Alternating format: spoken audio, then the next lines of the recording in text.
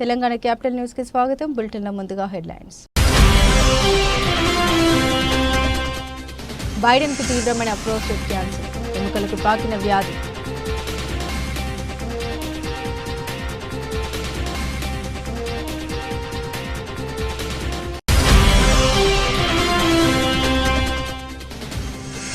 మళ్లీ ఉధృతంగా కరోనా వ్యాప్తి, కొత్త వ్యాక్సిన్ కు America green signal.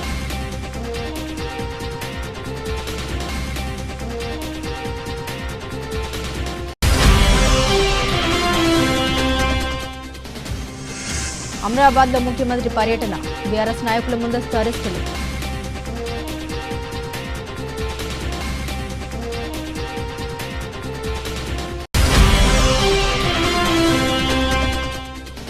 Kantamneni Ravishankar కు చెందిన తెలుగు వన్ డిజిటల్ మీడియా వజ్రోత్సవం, హాజరైన సీఎం చంద్రబాబు.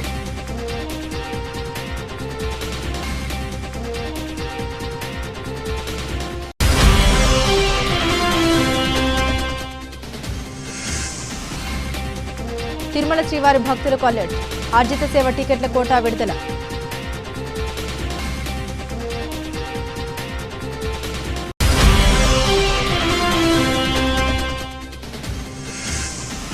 నష్టాల్లో మొదలైన మార్కెట్లు, 106 పాయింట్ల పతనమైన సెన్సెక్స్.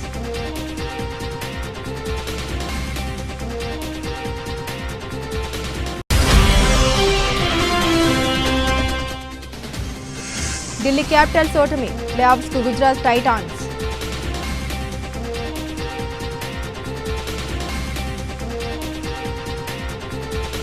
అమెరికా మాజీ అధ్యక్షుడు జో బైడెన్ తీవ్ర అనారోగ్యానికి గురయ్యారు. ఆయనకు అత్యంత తీవ్రమైన ప్రోస్టేట్ క్యాన్సర్ సోకినట్లు వైద్యులు నిర్ధారించారు. ఈ విషయాన్ని ఆయన కార్యాలయం ఆదివారం ఒక అధికారిక ప్రకటనలో వెల్లడించింది. ఈ వార్త అమెరికా రాజకీయ వర్గాల్లోనే కాకుండా ప్రపంచవ్యాప్తంగా ఆందోళన రేకెత్తించింది. గత వారం నుండి మూత్ర సంబంధిత సమస్యలు ఎక్కువ కావడంతో పాటు ప్రోస్టేట్ గ్రంథిలో ఒక కణితిని గుర్తించిన వైద్యులు పలు పరీక్షలు నిర్వహించారు.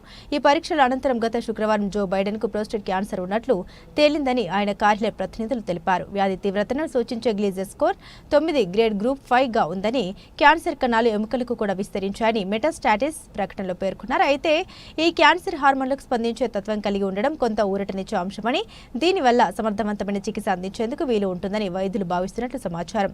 ప్రస్తుతం మాజీ అధ్యక్షుడు బైడెన్, ఆయన కుటుంబ సభ్యులు వైద్య నిపుణులతో కలిసి అందుబాటులో ఉన్న చికిత్స మార్గాలపై సమీక్ష జరుపుతున్నారని కార్యాలయం వివరించింది. 82 ఏళ్ల బైడెన్ ఈ ఏడాది ఆరంభంలో అధ్యక్ష పదవి నుండి వైదొలిగిన సంగతి తెలిసిందే. బైడెన్ అనారోగ్య వార్త తెలియగానే రాజకీయాలకు అతీతంగా పలువురు నాయకులు స్పందించారు. జో బైడెన్ అనారోగ్య నిర్ధారణ గురించి విని నేను, మెలానియా విచారం వ్యక్తం చేస్తున్నాం.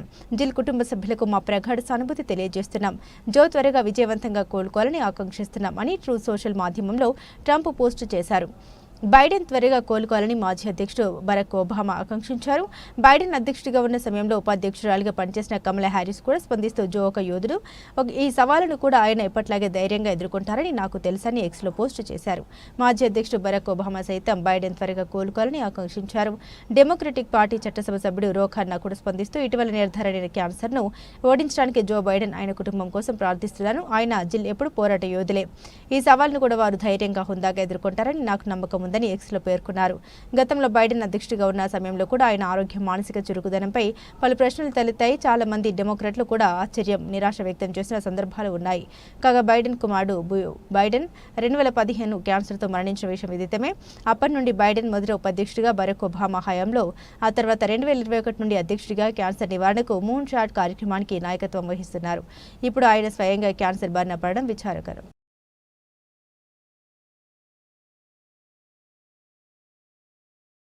ప్రపంచవ్యాప్తంగా పలు దేశాల్లో, ముఖ్యంగా హాంకాంగ్, సింగపూర్ వంటి ఆసియా దేశాల్లో కరోనా కేసులు మళ్లీ పెరుగుతున్నాయి.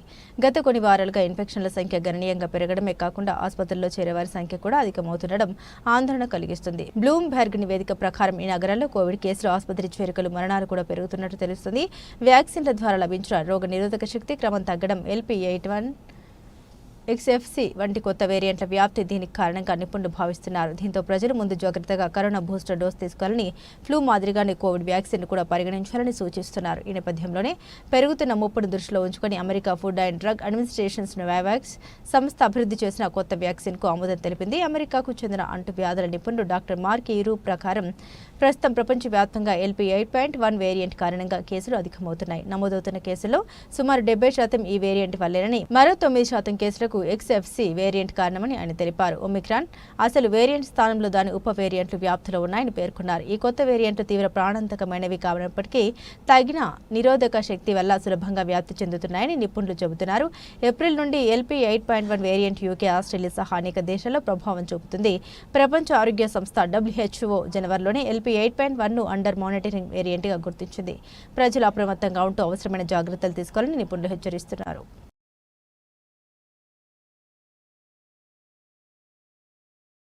ముఖ్యమంత్రి రేవంత్ రెడ్డి మరి కాసేపట్లో నాగర్ కర్నూలు జిల్లా అమ్రాబాద్ మండలం మాచవరంలో పర్యటించనున్నారు. ఈ నేపథ్యంలో పోలీసులు అక్రమ నిర్బంధాలకు పాల్పడుతున్నారు. అమ్రాబాద్ మండలంలోని బీఆర్ఎస్ శ్రేణులు చెంచు నాయకులను ముందస్తు అరెస్టు చేశారు. ఈ సందర్భంగా పలువురు చెంచు నాయకులు మాట్లాడారు. చెంచుల కోసం తీసుకొచ్చిన పథకాల్లో భాగంగా పొడు భూములు కలిగిన కొంతమంది రైతులకు ఈ పథకాన్ని పరిచయం చేస్తున్నారన్నారు. అదేవిధంగా చెంచుల అభివృద్ధి కోసం మన్ననూరులో ఐటీడీఏ కార్యాలయాన్ని ఏర్పాటు చేయాలని డిమాండ్ చేశారు. గతంలో ఇక్కడున్న ఐటీడీఏ కార్యాలయాన్ని ఇతర ప్రాంతాలకు తరలించారని దాన్ని తిరిగి మన్ననూరుకు తీసుకురావాలన్నారు. చెంచుల కోసం ఏర్పాటు చేసిన ముఖ్యమంత్రి సమావేశానికి చెంచు నాయకులను అరెస్టు చేయడం ఏంటని ప్రశ్నించారు. హామీ ఇచ్చిన అన్ని పథకాలను అమలు చేస్తామని చెప్పుకునే కాంగ్రెస్ ప్రభుత్వం లంబాడి గిరిజనులు అరెస్టు చేయడం ఏంటన్నారు. అరెస్ట్ అయిన వారిలో చెల్లపల్లి గ్రామానికి చెందిన చెంచు నాయకులు మల్లికార్జున గురవయ్య ఉన్నారు. హైదరాబాద్ పాత బస్తీలోని గుల్జర్ హౌస్ ప్రాంతంలో సంభవించిన ఘోర అగ్ని ప్రమాదంలో మృతి చెందిన వారి కుటుంబాలకు ముఖ్యమంత్రి రేవంత్ రెడ్డి 5 లక్షల చొప్పున తక్షణ ఆర్థిక సహాయం ఎగ్జిగ్రేషియా ప్రకటించారు. ఈ దురదృష్టకర సంఘటనలో 17 మంది అమాయకులు ప్రాణాలు కోల్పోవడం పట్ల ఆయన తీవ్ర దిగ్భ్రాంతిని విచారం వ్యక్తం చేశారు.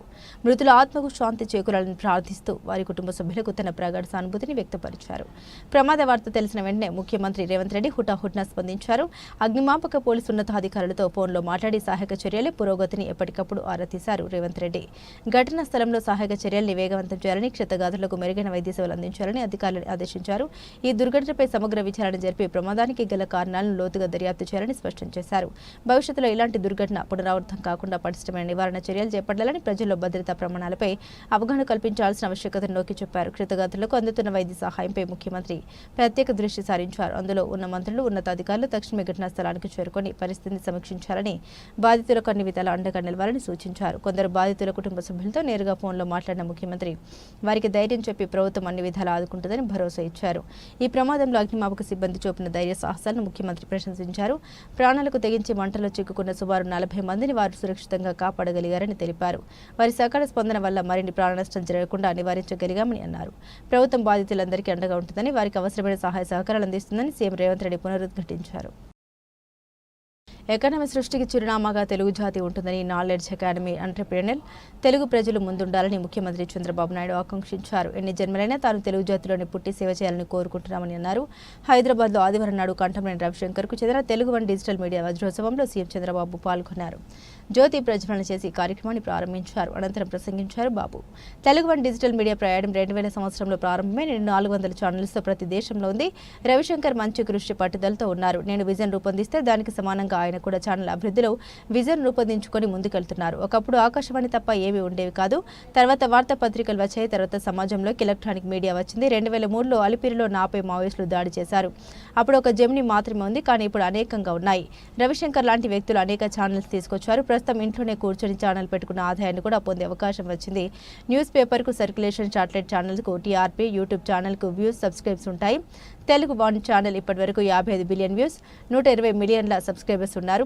16 లక్షల వీడియోలను, 1500కు పైగా సినిమాలు ఉన్నాయి. తిరుగులేని శక్తిగా తెలుగు వన్ తయారైంది. కంఠంనేని రవిశంకర్ అమరావతి రాజధానిపైన సినిమా కూడా తీశారు. నాడు భయపెట్టే పరిస్థితులు ఉన్నా వెనక్కి తగ్గకుండా న్యాయం, ధర్మం, అమరావతికి అన్యాయం జరిగిందని చెప్పి సినిమా తీశారు.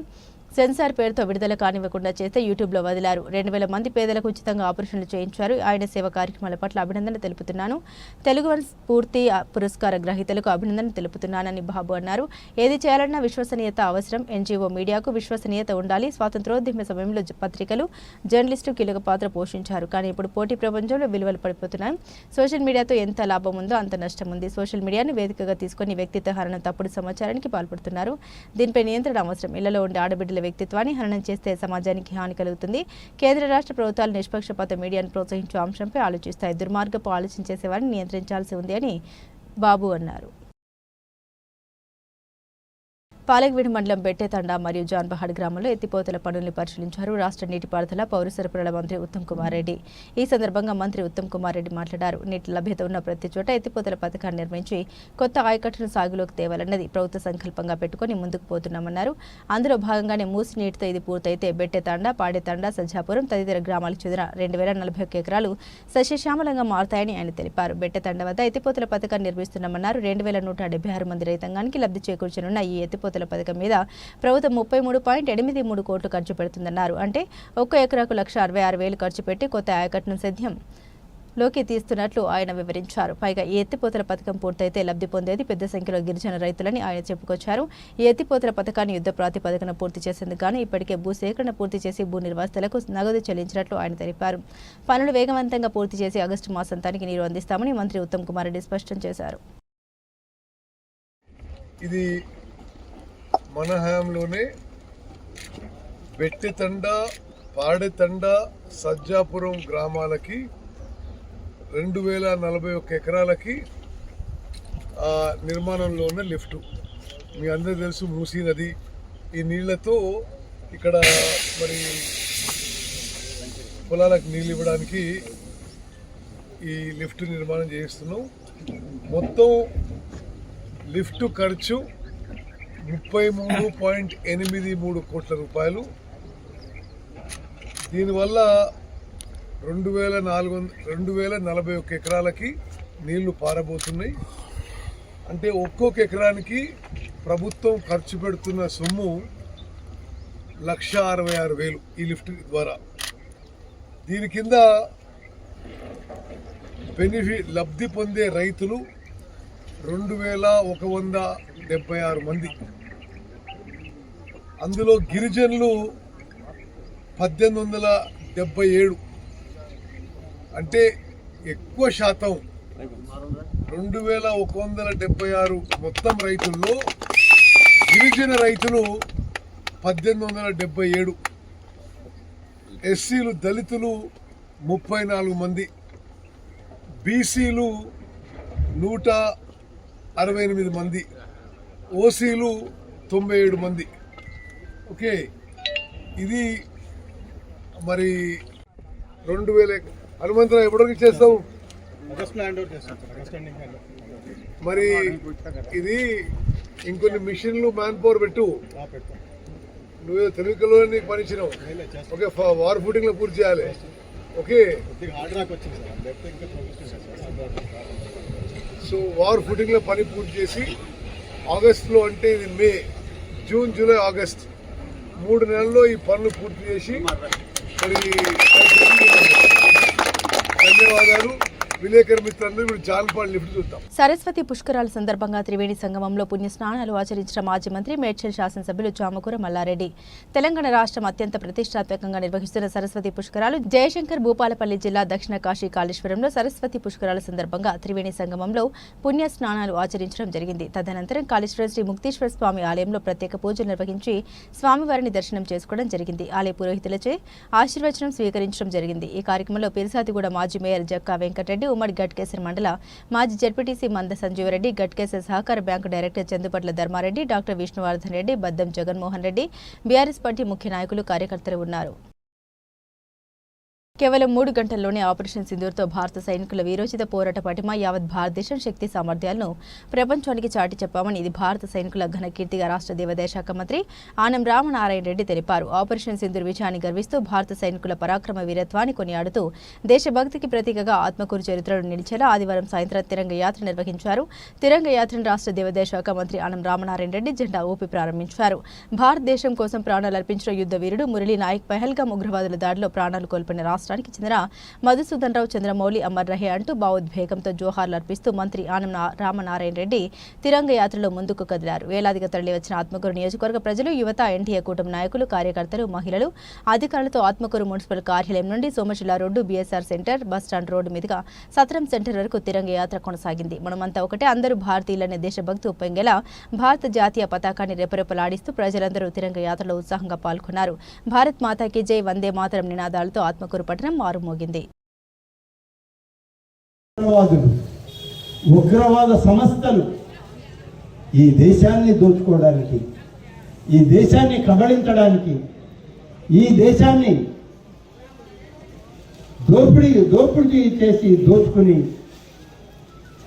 తమ ఆస్తుల్ని తరలించుకోవడానికి చేసేటువంటి ఒక ప్రయత్నంలో గడిచిన 9 సంవత్సరాలుగా ప్రశాంతంగా ఉన్నటువంటి కశ్మీర్ లోయలో యాత్రకని వెళ్ళినటువంటి కుటుంబాలను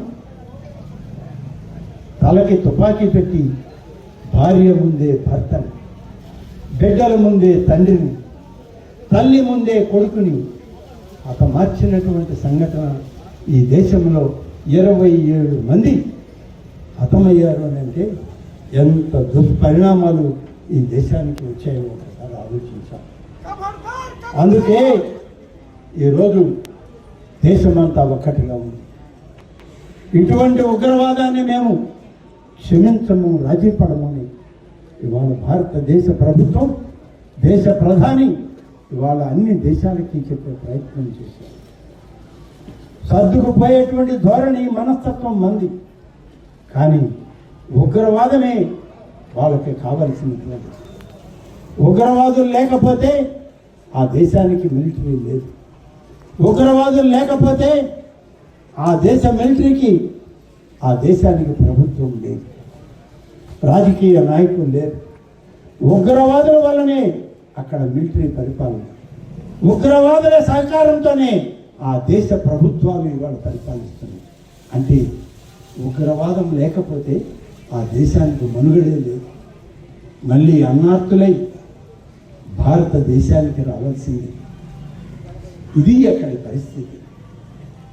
అప్పులు లేదు, దొరికే పరిస్థితి లేదు, తినడానికి తిండి లేదు, తాగడానికి నీళ్లు లేవు. సింధు జలాలను 3 రోజులు ఆపితే మేము అన్యాయం అయిపోయాము, కరువు పైన వారిని పడ్డాం, మమ్మల్ని ఆదుకోడిని గుక్కడి నీళ్లు కొండి అని అడిగే పరిస్థితి. అక్కడ ఉన్నటువంటి ఉగ్రవాదులు వాళ్ళ మీద తిరుగుబాటు వాళ్ళ ప్రజలు చేస్తున్నారు, ప్రభుత్వం మీద. ఈ కుటుంబంలో జరిగిన విషాద ఘటన ఇంకొకరికి జరగకుండా ప్రభుత్వం చర్యలు తీసుకోవాలి. ఇంత పెద్ద అగ్ని ప్రమాదం జరిగినప్పుడు అంబులెన్స్ లో ఆక్సిజన్ మాస్క్ లేకుండా, ఫైర్ ఇంజన్ లో నీళ్లు లేకుండా ఘటనా స్థలానికి రావడం వల్లే మా కుటుంబ సభ్యులను కోల్పోయామని బాధితులు చెబుతున్నారన్నారు బీఆర్ఎస్ వర్కింగ్ ప్రెసిడెంట్ కేటీఆర్. నిన్న జరిగిన దుర్ఘటన హైదరాబాద్ చరిత్రలోనే అతిపెద్ద దుర్ఘటన. అగ్ని ప్రమాదం ఏదైతే జరిగిందో, ఒకటే కుటుంబంలో 17 మంది చచ్చిపోవడం అంటే నిజంగా కూడా మనసున్న ఎవరికైనా నిన్న ఆ సంఘటన దృశ్యాలు, ఆ తర్వాత వాళ్ళ కుటుంబ సభ్యుల ఆర్తనాదాలు వింటే గుండె కదిలిపోయే పరిస్థితి. బాధాకరం ఏంటంటే ఇక్కడికి వచ్చిన తర్వాత కుటుంబ సభ్యులు అగర్వాల్ సమాజం యొక్క వాళ్ళ కుటుంబం యొక్క సభ్యులతో మాట్లాడుతుంటే 2.5 పాపను నిన్న అక్కడ సమాధి చేసి వచ్చినాం. అంతకంటే మాకు ఈ జీవితంలో ఇంతకంటే దౌర్భాగ్యమైన రోజు ఇంకోటి ఉండదు. మేము ఎందుకు బతుకున్నామా అనే బాధ అవుతుంది సార్. మేము ఎవరిని నిందిస్తలేము, ఎవరిని ఏమంటలేము, కానీ ఇక్కడ అగ్ని ప్రమాదం జరిగిందని చెప్పంగానే ఏ ఫైర్ బ్రిగేడ్ అయితే వచ్చిందో అది నీళ్లు లేకుండా అరకొరగా వస్తే లాభమైంది, వసతులు లేకుండా వస్తే లాభమైంది. వచ్చిన ఆ ఫైర్ సర్వీస్ వాళ్ళు కూడా మాకు మాస్క్ లేదు కాబట్టి లోపలికి పోలేకపోతున్నామంటే ఇంతకంటే అన్యాయం ఉంటుందా? అట్లే వచ్చిన అంబులెన్స్ లో కూడా మాస్కులు పెట్టకపోతే, ఎందుకంటే ఎప్పుడైనా అగ్ని ప్రమాదంలో ఆ పొగతోని ఊపిరాడదు, ఆ ఊపిరాడకనే ఊపిరి పోతుంది, ప్రాణాలు పోతాయి. అట్లాంటప్పుడు ఆక్సిజన్ మాస్కులు లేకుండా, అట్లాంటప్పుడు వచ్చిన అంబులెన్స్ లో కనీస సౌకర్యాలు లేకుండా వస్తే ఎట్లా? ఆ సౌకర్యాలు ఆ ఫైర్ ఇంజన్ లా అంబులెన్స్ లో ఉంటే కొన్ని ప్రాణాలు బతుకుతుండే, కొంతమంది అన్న మా వాళ్ళు బతుకుతుండే అనే బాధ. ఇలా రాజకీయం లేదు, ఎవరిని తిట్టేది లేదు. కానీ ఒకటి మాత్రం వాస్తవం, ఇంత లాపర్వా ఉంటే మాత్రం ప్రజల ప్రాణాలు మల్లబోయే ప్రమాదం ఉంది. వాళ్ళు ఎంత గొప్ప వాళ్ళంటే, ఒకటే కుటుంబంలో 17 మంది చచ్చిపోయినాక కూడా వాళ్ళు అంటున్న మాట ఏంది ఇక్కడికి వచ్చినాకంటే, ఎవరిని తిడతలేరు, వాళ్ళు రాజకీయం చేస్తలేరు, ఎవరిని ఫలానా వాళ్ళు మంచోళ్ళు కాదు చెడ్డోళ్ళు అంటలేరు. మాకు ఇక్కడుండే హిందువులు సాయం చేసిండ్రు, ఇక్కడుండే ముస్లింలు సాయం చేసిండ్రు, అందరు వచ్చిండ్రు, అందరు సహాయపడ్డారు, అందరు కాపాడిండ్రు. కానీ మాకు జరిగింది ఇంకొకరికి జరగద్దు. కనీసం ఇప్పుడన్నా ప్రభుత్వం మేల్కొనాలే, ఇప్పుడన్నా ముందుకొచ్చి ఈ రాష్ట్రంలో, ఈ నగరంలో మళ్ళొక్క ప్రాణం ఫైర్ యాక్సిడెంట్ లో పోకుండా కాపాడండి సార్. మాకు అంతకంటే ఏమొద్దు. దయచేసి మీరు వచ్చిండ్రు సంతోషంగా, భవిష్యత్తులో ఇట్లా కాకుండా చూసుకోండి అని ఒకటే ఒక్క మాట వాళ్ళు చెప్తున్నారు. శ్రీవారి భక్తులకు తిరుమల తిరుపతి దేవస్థానం శుభవార్త చెప్పింది. శ్రీవారి ఆర్జిత సేవ టికెట్లకు సంబంధించిన ఆగస్టు నెల కోటాను ఈ నెల 19న ఉదయం 10 గంటలకు టీటీడీ ఆన్లైన్లో విడుదల చేయనున్నట్టు తెలిపింది. ఎలక్ట్రానిక్ డిప్ కింద కేటాయించే టికెట్ల కోసం 21వ తేదీ ఉదయం 10 గంటల వరకు పేర్లను ఆన్లైన్లో నమోదు చేసుకోవచ్చని పేర్కొంది. టికెట్లు పొందిన భక్తులు 21 నుండి 23న మధ్యాహ్నం 12 గంటలలోపు డబ్బు చెల్లిస్తే టికెట్లు మంజూరవుతాయని దేవస్థానం బోర్డు చెప్పింది. 22న కళ్యాణోత్సవం, ఊంజల్ సేవ, ఆర్జిత బ్రహ్మోత్సవం, సహస్ర దీపాలంకార సేవ, శ్రీవారి సాలకట్ల పవిత్రోత్సవాల టికెట్లను 22న ఉదయం 10 గంటలకు విడుదల చేయనున్నట్టు తెలిపింది. అదే రోజున మధ్యాహ్నం 22 గంటలకు వర్చువల్ సేవలు, వాటి దర్శన స్లాట్లకు సంబంధించిన ఆగస్టు నెల కోటాను అందుబాటులో ఉంచనున్నట్టు పేర్కొంది. అంగ ప్రదక్షిణం టోకెన్ల కోటాను మే 23న ఉదయం 10 గంటలకు ఆన్లైన్లో విడుదల చేస్తామని చెప్పింది. శ్రీవాణి ట్రస్ట్ టికెట్లకు సంబంధించిన లైన్ కోటాను 23న ఉదయం 11 గంటలకు టీటీడీ విడుదల చేయనున్నట్టు పేర్కొంది. వయోవృద్ధులు, దివ్యాంగులు, దీర్ఘకాలిక వ్యాధులున్న వారు తిరుమల శ్రీవారిని దర్శించుకునేందుకు వీలుగా ఉచిత ప్రత్యేక దర్శనం టోకెన్ల కోటాను 23న మధ్యాహ్నం 3 గంటలకు రిలీజ్ చేయనున్నట్లు వివరించింది. ఇక ప్రత్యేక ప్రవేశ దర్శన టికెట్ల కోటాను 24న ఉదయం 10 గంటలకు ఆన్లైన్లో అందుబాటులో ఉంచనున్నట్లు వివరించింది. తిరుమల తిరుపతిలో ఆగస్టు నెల గదుల కోటాను అదే రోజున మధ్యాహ్నం 3 గంటలకు ఆన్లైన్లో విడుదల చేస్తామని తెలిపింది. శ్రీవారి సేవ, తిరుమల తిరుపతి పరకామణి సేవ, నవనీత సేవ, గ్రూప్ లీడర్, సీనియర్ సేవక్స్ సేవల జూలై నెల కోటాను మే 29న ఉదయం 11 గంటలకు విడుదల చేయనున్నట్లు తెలిపింది. భక్తులందరూ టీటీడీ దేవస్థానం ap.gov.in వెబ్సైట్ ద్వారా శ్రీవారి ఆర్జిత సేవలు, దర్శన టికెట్లు బుక్ చేసుకోవాలని కోరింది. తెలంగాణలో కాంగ్రెస్ ప్రభుత్వం అమలు చేస్తున్న మద్యంధరలపై బీఆర్ఎస్ ఎమ్మెల్యే హరీష్ రావు ధ్వజమెత్తారు. బీర్లను, బార్లను నమ్ముకుని మద్యం అమ్మకాల ద్వారా ఖజానా నింపుకోవడమే మార్పని ప్రస్తుత ప్రభుత్వం చెబుతోందని విమర్శించారు. ఎన్నికల ముందు ఇచ్చిన హామీలను గాలికి వదిలి కేవలం ఎక్సైజ్ ఆదాయం పెంచుకోవడంపై దృష్టి సారించిందని, ఎక్సైజ్ ఆదాయంలో తెలంగాణ రైజింగ్ అంటే ఇదేనా అంటూ ప్రభుత్వాన్ని సూటిగా ప్రశ్నించారు. హైదరాబాద్లో ఆయన మాట్లాడుతూ కాంగ్రెస్ ప్రభుత్వ పాలనను అటకెక్కించి ప్రజా సంక్షేమాన్ని విస్మరించిందని ఆరోపించారు. గతంలో బీఆర్ఎస్ ప్రభుత్వంపై మద్యం విషయంలో నానా రాద్ధాంతం చేసిన కాంగ్రెస్ నేతలు ఇప్పుడు అధికారంలోకి రాగానే బీర్ల ధరలు 15% పెంచారు. త్వరలో మద్యం ధరలు కూడా పెంచి పేద మధ్యతరగతి ప్రజల నడ్డి విరవడానికి సిద్ధమయ్యారన్నారు. ఇదేనా మీరు తెస్తామన్న మార్పని హరీష్ రావు నిలదీశారు. ఎన్నికల మేనిఫెస్టో అభయహస్తంలో ఎక్సైజ్ విధానాన్ని పునఃసమీక్షించి సవరణ చేస్తామని, బెల్ట్ షాపుల్ని పూర్తిగా రద్దు చేస్తామని ఇచ్చిన హామీలు ఆయన గుర్తు చేశారు. ఎక్సైజ్ విధానాన్ని సమీక్షించడం అంటే ధరలు ఇష్టానుసారం పెంచడమేనా? ముఖ్యమంత్రి గారు బెల్ట్ షాపులు రద్దు చేయకపోగా కొత్తగా మైక్రో బ్రూవరీల ఏర్పాటుకు తెరలేపడం దేనికి సంకేతం అని ప్రశ్నించారు హరీష్ రావు. రాష్ట్ర ఆర్థిక పరిస్థితిపై అవాస్తవాలు ప్రచారం చేసి ఇప్పుడు ఆ లోటును మద్యం ద్వారా పూడ్చుకోవాలని చూడడం సిగ్గుచేటని హరీష్ రావు విమర్శించారు. రాష్ట్రాన్ని తాగుబోతుల తెలంగాణగా మార్చి మద్యం ద్వారా వచ్చే ఆదాయంలో తెలంగాణను నంబర్ 1 చేయాలని చూస్తున్నారా అంటూ తీవ్ర ఆగ్రహాన్ని వ్యక్తం చేశారు. గ్రామీణ జిల్లాలు, పట్టణ ప్రాంతాల్లో ప్రతి 30 కిలోమీటర్లకు ఒకటి చొప్పున 100కు పైగా మైక్రో బ్రూవరీల ఏర్పాటుకు సిద్ధమవుతున్నారన్న వార్తలపై ఆయన ఆందోళన వ్యక్తం చేశారు. ఇది యువత భవిష్యత్తును నాశనం చేయడమేనని, ఇంతకంటే దిగజారుడు పాలన ఉండదని అన్నారు. దేశీయ స్టాక్ మార్కెట్లు గురువారం నష్టాలు ప్రారంభమయ్యాయి. బ్లూ చిప్ స్టాక్స్ ఆసియా మార్కెట్లో ప్రతికూల పవనాల నేపథ్యంలో నష్టాలు మొదలయ్యాయి. 30 షేర్ల BSE bench mark index Sensex ప్రారంభ ట్రేడింగ్లో 106.78 పాయింట్లు పతనమై 81,223.78 పాయింట్లకు చేరుకుంది. ఎన్ఎస్ఈ నిఫ్టీ 38.45 పాయింట్లు తగ్గి 24,628.45 పాయింట్లకు చేరుకుంది. ప్రస్తుతం సెన్సెక్స్ 280.95 పాయింట్లు తగ్గి 81,049.61 పాయింట్ల వద్ద కొనసాగుతుంది. నిఫ్టీ 58.85 పాయింట్లు తగ్గి 24,608.05 పాయింట్ల వద్ద ట్రేడ్ అవుతుంది. సెన్సెక్స్ లో Power Grid, IndusInd Bank, Axis Bank, Sun Pharma, Infosys, Mahindra and Mahindra, Kotak Mahindra Bank, HDFC బ్యాంకులు నష్టాలు చవిచూశాయి. Tata Motors, Adani Ports, Tata Steel, Tech Mahindra, UltraTech Cement లాభాలు నమోదు చేశాయి. ఇదిలా ఉండగా విదేశీ సంస్థాగత పెట్టుబడిదారులు బుధవారం 931.80 కోట్ల విలువైన షేర్లను కొనుగోలు చేశారు. ఆసియా మార్కెట్లో దక్షిణ Korea KOSPI, Japan Nikkei 225 index, Shanghai SSE Composite index, Hong Kong Seng నష్టాలతో ట్రేడ్ అవుతున్నాయి. అరుణ్ జైట్లీ స్టేడియంలో ఢిల్లీ క్యాపిటల్స్ తో జరిగిన మ్యాచ్లో గుజరాత్ టైటాన్స్ 10 వికెట్ల తేడాతో సూపర్ విక్టరీతో ఈ సీజన్లో ప్లే ఆఫ్స్ చేరిన తొలి జట్టుగా నిలిచింది. ఢిల్లీ నిర్దేశించిన 200 పరుగుల లక్ష్యాన్ని టైటాన్స్ 19 ఓవర్లలోనే ఛేదించింది. సాయి సుదర్శన్ అజేయ శతకానికి 61 బంతుల్లో 108 నాటౌట్, తోడు కెప్టెన్ శుభ్మన్ గిల్ 53 బంతుల్లో 93 నాటౌట్ మెరుపు ఇన్నింగ్స్తో ఆ జట్టు ఘన విజయం సాధించింది. ఢిల్లీ బౌలర్లు ఒక్క వికెట్ కూడా పడగొట్టలేకపోయారు. అటు మొదట బ్యాటింగ్ చేసిన DC star batter KL Rahul Ajay century 65 బంతుల్లో 112 నాటౌట్తో రాణించాడు. దీంతో నిర్ణీత 20 ఓవర్లలో ఢిల్లీ 3 వికెట్ల నష్టానికి 199 పరుగులు చేసింది. ఈ మ్యాచ్లో ఓపెనర్గా వచ్చిన రాహుల్ తొలి 18 బంతుల్లో కేవలం 17 పరుగులే చేశాడు. ఆ తర్వాత కాస్త గేర్ మార్చాడు. 3 ఓవర్లోని స్టార్ ప్లేయర్ డూప్లెసిస్ 5 నిష్క్రమించడంతో రాహుల్ అచ్చితూచి ఆడాడు. సిరాజ్ 5వ ఓవర్లో 2 వరుస బౌండరీలు బాదిన అతడు జబాడా 6వ ఓవర్లో 6-4-6తో పంతా మార్చాడు. 35 బంతుల్లో అర్ధశతకం పూర్తయ్యాక రాహుల్ పూర్తిస్థాయిలో జోరు పెంచాడు. 50 నుండి 90లోకి రావడానికి రాహుల్ తీసుకున్న బంతులు 16 మాత్రమే. ప్రసిద్ధ 19 ఓవర్లలో 6-4తో 60 బంతుల్లో ఈ ఢిల్లీ ఓపెనర్ సెంచరీ పూర్తి చేసుకున్నాడు. ఐపీఎల్లో అతడికి ఇది 5వ సెంచరీ కాగా 3 ప్రాంతీయ జిల్లా పంజాబ్ లక్నో ఢిల్లీ తరపున ఆడుతూ సెంచరీ సాధించిన తొలి ఆటగాడిగా రికార్డుకెక్కాడు. చివరికి 65 బంతుల్లో 112 పరుగులు చేసి నాటౌట్గా ఉన్నారు. అతని అజేయ ఇన్నింగ్స్లో 14 ఫోర్లు 4 సిక్సర్లు ఉన్నాయి. 20 ఓవర్లలో 3 వికెట్ల నష్టానికి 199 పరుగులు చేసిన డీసీ జీటీకి 200 పరుగుల భారీ లక్ష్యాన్ని నిర్దేశించింది. ఇక ఛేదనలో గుజరాత్ ఆరంభం నుండే లక్ష్యం దిశగా సాగింది.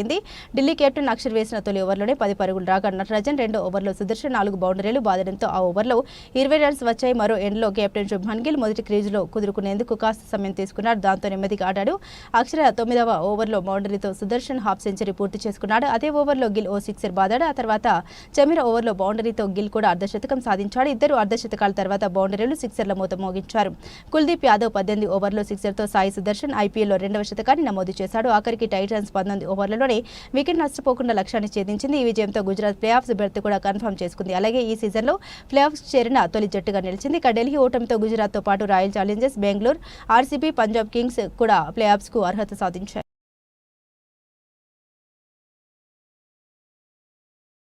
బులెటిన్ ముగించే ముందు హెడ్లైన్స్ మరోసారి.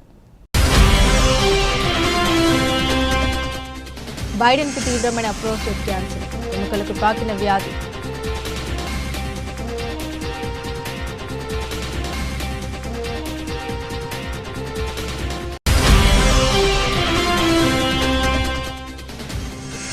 మళ్లీ ఉధృతంగా కరోనా వ్యాప్తి, కొత్త వ్యాక్సిన్కు అమెరికా గ్రీన్ సిగ్నల్.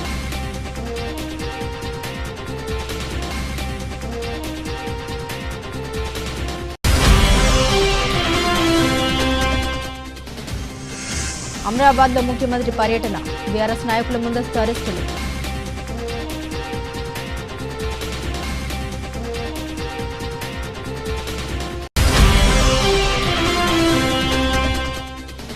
కంటంనేని రవిశంకర్కు చెందిన తెలుగు వన్ డిజిటల్ మీడియా వజ్రోత్సవం, హాజరైన సీఎం చంద్రబాబు.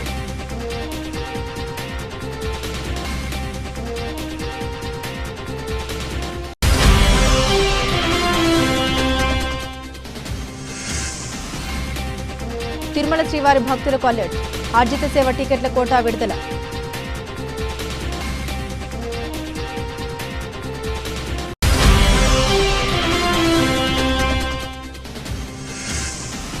నష్టాల్లో మొదలైన మార్కెట్లు, 106 పాయింట్లు పతనమైన సెన్సెక్స్.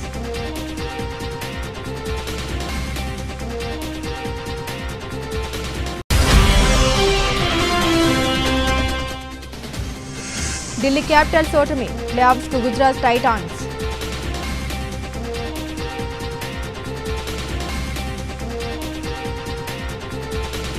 ఇవి ఈ బులెటిన్లోని విశేషాలు. తిరిగి మరో బులెటిన్తో మళ్ళీ కలుసుకుందాం. అంతవరకు సెలవు, నమస్కారం.